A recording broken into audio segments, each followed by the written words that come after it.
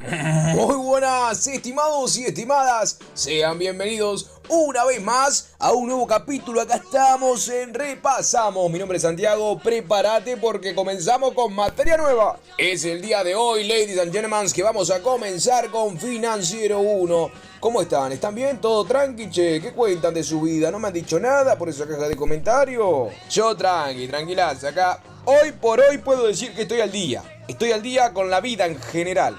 Así que vamos a disfrutar de esta alegría, de esta energía potencialística que me llega desde allá arriba. Gracias, Diego. Sí, genio, máster. Vamos arriba al barba. Prepárate, ponete linda, ponete lindo, ponete bonito, ponele buena cara. Sonreí, muchachos, que no es el fin del mundo. Vamos a comenzar con Financiero. Vamos a ver actividad financiera del Estado y nos vamos a ir desplayando. Vamos a ver hasta dónde llegamos el día de hoy. Está ahí en la caja de la descripción, está todos los temas que vimos. Pero bueno, lo vas a ver. Así que bueno, mi gente, bajemos un cambio, preparémonos, matecito, cafecito, como siempre, alistate, prepárate y escuchame. Bueno, mi gente, vamos a arrancar por la actividad financiera del Estado, como ya te vengo diciendo. ¿Qué vamos a entender por esto? ¿A qué referimos? Bueno, estamos refiriendo a la actividad financiera del Estado, a aquella actividad... cuando hacemos mención a aquella actividad estatal que consiste en la obtención de recursos. Es decir, billetera, bolsillo, va viendo ahí por dónde va la mano, ¿no? O sea, la obtención de recursos, su administración y control de estos gastos, o sea, los gastos que se van a hacer en base a estos recursos, para que el Estado cumpla con sus fines. ¿Cuáles son sus fines? Y bueno, mi estimado, lo vimos en el derecho administrativo. Acá en este punto donde decís, ¡guau! ¿Cómo se mezclan todas las ramas del derecho? Sí, impresionante. Ahí tenemos la seguridad, la justicia, la educación, etcétera, etcétera, etcétera, etcétera. Y si estudiaron para administrativo, se van a dar cuenta que estos fines van de la mano de determinados cometidos. Es decir, estos fines cumplen un fin, valga la redundancia, instrumental, ya que se busca, es decir, es un medio para que el Estado cumpla con los cometidos estatales. Y acá en este punto es donde hacemos un top 3, ahí un top 5, no sé, como si fuera top 5 película de Netflix, bueno, lo mismo. La mayor recaudación del Estado está dada por los tributos. Y dentro de estos tributos están los señores impuestos.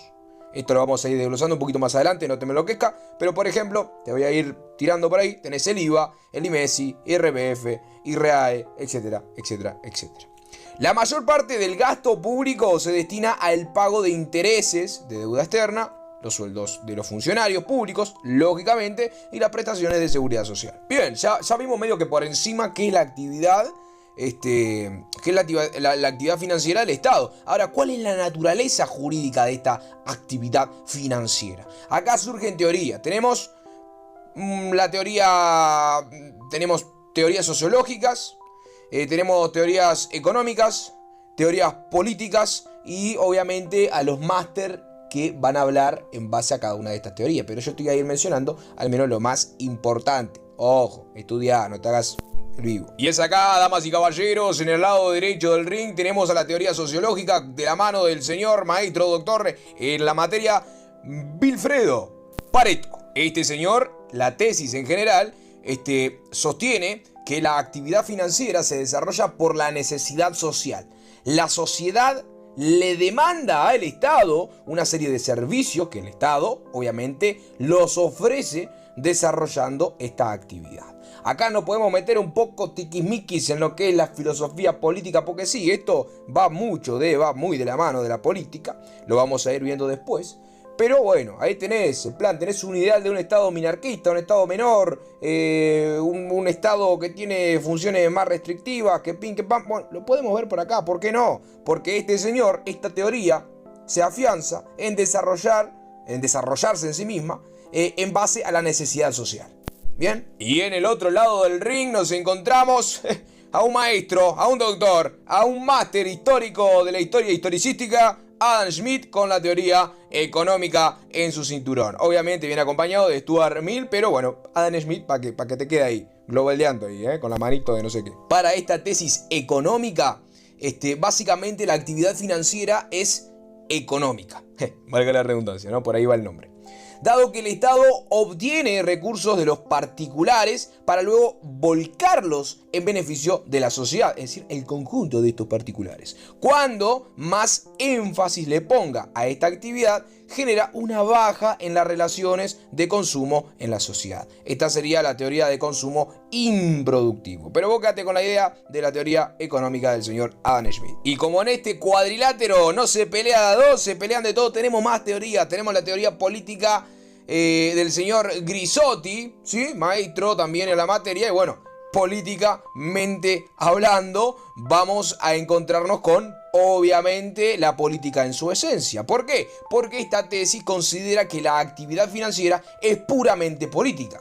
En tanto va a depender de la orientación política del gobierno para determinar cómo se va a desarrollar esta actividad financiera, cómo se piensa recaudar, en qué se piensa emplear los recursos. Yo sinceramente tengo una afinidad por esta teoría, puntualmente porque lógicamente cada gobierno de turno hace lo que quiere con nuestro queridísimo país y lógicamente pasa por toda la parte del mundo, así que no nos vamos a poner tiquimiqui. Es decir, llega al poder un gobierno con una escuela keynesiana y te dice no, la solución del problema al mundo y al hambre de nuestro querido país, lo que vamos a poder resolver es esta: emisión monetaria, pimba, pimba, pimba, pimba, pimba, pimba. Sin embargo, por la otra parte tenemos a el ideal capitalista, ¿bien? Pim, coso. No, señores, hay que mantener un balance. Si nosotros tenemos un poder de adquisición, tenemos que tener un gasto, obviamente, balanceado, porque si no es terrible relajo. Y ahí tenemos dos escuelas peleando, y estas dos escuelas que van a estar sustentando, dándole de comer a los distintos partidos políticos que van a ir llegando. Y ahí como en 5 años hacemos una cosa,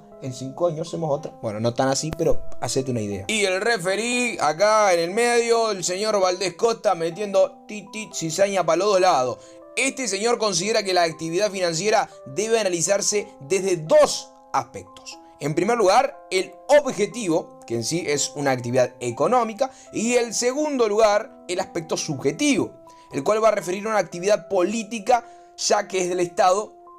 O sea, va a referir a la política, a esta idea que veníamos mencionando antes, ya que es el Estado quien va a desarrollar. Así que el maestro Valdés Costa une un poco los bandos y dice, bueno muchachos, hay una actividad económica, hay una actividad política, esta es mi tesis. Así que entonces, elegirás vos qué tesis desarrollar, a lo mejor más de una. ¿Por qué no? Porque estas son las distintas naturalezas jurídicas de la actividad financiera. Ahora vamos a pasar a las características o los caracteres de la actividad financiera. Acá no es un camino muy arduo. Tenemos en primer lugar un sujeto activo, que lógicamente es el Estado. Tenemos un objeto, que sería la obtención de recursos para el cumplimiento de fines estatales.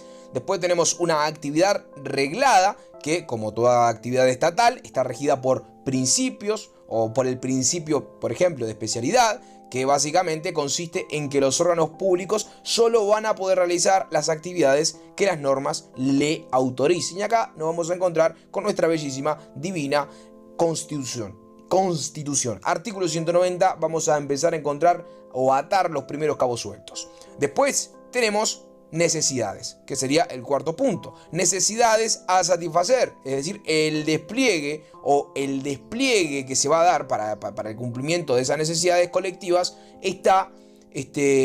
va a estar visto como un elemento en esta actividad financiera. Entonces repetimos: sujeto activo, Estado, objeto, básicamente obtener recursos para los fines estatales, actividad reglada. ¿Por qué? Porque se va a regir por el principio de especialidad, es decir, el órgano solo puede hacer aquello que se le está encomendado, y después las necesidades a satisfacer como último elemento. Vayámonos un poquito más al entorno jurídico, el derecho financiero, sí, la palabrita derecho. Derecho financiero, bueno. El derecho financiero es una rama del derecho público que regula la actividad financiera del Estado. Esto es la obtención básicamente de recursos, la administración, la fiscalización de los mismos y el empleo de estos para, como ya te comenté, seguir estos cometidos e intentar cumplirlos. Ramas del derecho financiero, bueno, el derecho tributario, el derecho presupuestario, que básicamente se trata de las normas que van a regular la planificación de ingresos y de gastos que pretende el Estado para el periodo de mandato. Ahí tenemos artículo 214 y siguiente de la Constitución. Cosa que vamos a empezar a ver ahora, es en lo que nos vamos a centrar en sí, el derecho presupuestario. Después tenemos como tercer rama el derecho de crédito público o la deuda pública, que también lo vamos a estar viendo. Y bueno, básicamente esta última es la rama que regula el endeudamiento del Estado a través de la emisión de títulos de deuda pública, préstamos con distintos organismos internacionales. Y bueno, algo muy importante que me salté, el derecho tributario, obviamente, es una rama del derecho financiero que regula los ingresos por tributos que va a obtener el Estado. Ahora, podemos profundizar un poco más en el derecho tributario, en el derecho que esto, que el otro, podemos hacerlo. Pero vamos a mantenerlo al margen, te remito a la lectura porque tampoco es como que nos vaya a interesar tanto, no le hemos dado mucho foco en clase, pero vamos a ir desglosando poquito a poco. Vamos a comenzar ahora sí con un tema puro y duro, la clasificación de ingresos estatales, que esto es muy relevante. En primer lugar tenemos los ingresos que el Estado va a obtener por la relación que tiene con los particulares o con otros entes públicos. Acá vamos a ver los ingresos derivados de la voluntad unilateral del Estado. Y los ejemplos son claros, los tributos. Bien, estos tributos se van a desglosar en tres, en los impuestos, las tasas y las contribuciones especiales. Temas que en breve, obviamente, vamos a mencionar, pero encantado de hacer para ustedes un videito por cada tributo. Bien, ¿por qué? Porque son temas complejos. Vamos a ir viendo y vamos a ir subiendo esos temas puntualmente. Después también tenemos como ingresos derivados de la voluntad unilateral del Estado a los ingresos por sanciones, que serían como las multas. Tenemos las contribuciones de las empresas públicas, que son las utilidades que generan las empresas del Estado. Y después tenemos los empréstitos forzosos, que se trata de los títulos de deuda pública donde ciertos particulares están obligados a su adquisición. Y esto todo en virtud a una ley que puede ser, por ejemplo, la AFAP. Bien. Después tenemos ingresos monetarios, ejemplo, emisión de moneda, reparaciones de bienes, etcétera, etcétera. Pero el sector más importante que quiero que te quedes acá en cuanto a básicamente los ingresos derivados de la voluntad unilateral del Estado son los tributos, es decir, impuestos, tasas y contribuciones especiales. Después tenemos ingresos que van a ser derivados del acuerdo de voluntades, que no es lo mismo, ¿bien? El acuerdo de voluntades, voluntad unilateral, no es lo mismo. El del acuerdo de voluntades, bueno, acá se encuentra entre otros los precios, es decir, precios que vamos a ver que son por bienes y servicios estatales, por los empréstitos que te mencioné, empréstitos comunes, herencia, legado, donaciones, etcétera, etcétera, etcétera. Importante entonces que te quedes acá, acuerdo de voluntades, precio. Ahí ya te estoy tirando un pique para lo que se va a venir adelante. El precio tiene como elemento esencial el acuerdo de voluntades. Los tributos es una voluntad unilateral del Estado. Y después vamos a tener a los ingresos que el Estado obtiene por su relación con los otros estados o organismos internacionales. Y acá se encuentran dentro de estos ingresos, por ejemplo, las reparaciones de guerra, negocios onerosos, préstamos con organismos internacionales, negocios gratuitos, es decir, donaciones que el Estado va a recibir de otros estados. Pudimos ver, ya no sea económica, sino también armamentística, etcétera, etcétera, que al fin y al cabo todo va a pasar a ser parte de este patrimonio que va a tener el señor Estado. Temas muy importantes lo que vamos a ver más adelante, como te digo, el tema de los tributos, el tema del precio y saber diferenciarlo es clave fundamental para enfrentarte a una evaluación. Ahora, vamos a continuar un poquito más, pero te digo, vamos a volver a lo anteriormente mencionado. Vamos a continuar ahora con los principios distributivos de los ingresos públicos, es decir, los principios de la hacienda pública. Esto, cuando hacemos referencia a esto, básicamente referimos a principios que van a ordenar, es decir, ordenadores al legislador nacional y departamental, porque sí, porque vamos a encontrar unas finanzas departamentales y una nacional, las limitantes que tiene una, las limitantes que tienen las otras. Bien, todo esto a los efectos de determinar cómo se va a distribuir la carga, es decir, la carga financiera, económica, en la sociedad. De esta forma se ubican en un plano prejurídico, se podría decir así, y esto es básicamente acuerdo al legislador o al legislador que pretende generar un ingreso estatal. Aplicando estos principios podrás saber cómo distribuir estos ingresos en la sociedad. En cuanto a estos principios, en la doctrina uruguaya existen dos posiciones dos posiciones que están ahí, ¿no? Dos polos. En primer lugar tenemos a la tesis de Valdés Costa, bien, que básicamente va de la mano con la del señor Grisotti, que sería aquel que hablaba de la política. Recuerdan que Valdés compartía con él esta idea de política y le ponía el detalle de la economía. Bueno, básicamente este señor va a compartir ideas y va a empezar a labrar una tesis que es la tesis hoy por hoy seguida por la doctrina mayoritaria en Uruguay. Bien, básicamente, según este señor, existen tres principios. Uno, el principio de la contraprestación, que este principio se va a aplicar o es aplicable a tasas y precios. Después tenemos el principio del beneficio. Este principio es aplicable a contribuciones especiales. Y en tercer lugar, la capacidad contributiva, que va a ser aplicada a los impuestos. Es decir, vamos a hablar de precios. ¿A qué principio vamos a tener que acudir? Bueno, al principio de la contraprestación. Cuando hablamos de precio, vamos a hablar de una contraprestación. Yo doy algo, me va a volver algo, ¿bien? Ahí tenemos la idea del precio. Cuando hablamos de tasa, yo también voy a pagar una tasa y voy a recibir algo a cambio. Contraprestación, ¿bien? Ahora, cuando hablamos de beneficio, contribuciones especiales. El sujeto va a obtener un beneficio, ¿bien? Y por último, la capacidad contributiva, que esto es muy importante, es un detallazo, va a ser aplicable a los impuestos. ¿Por qué? Porque el impuesto que se me va a aplicar a mí es en base a una unidad de medida. ¿Y cuál es esa unidad de medida, damas y caballeros? La capacidad contributiva. Yo puedo contribuir con esto, bueno, el impuesto para este señor, supongamos, el impuesto para todo va a ser de un 10% de su salario. Y si yo cobro 20 pesos y vos cobras 45.525 millones, obviamente va a tener que pagar más, pero vas a tener que pagar ese impuesto, ese porcentaje ya pactado. ¿Bien? Y no solo tiene por qué ser así, es decir, vos que tenés menos, bueno, un impuesto más bajo, porque lo hay.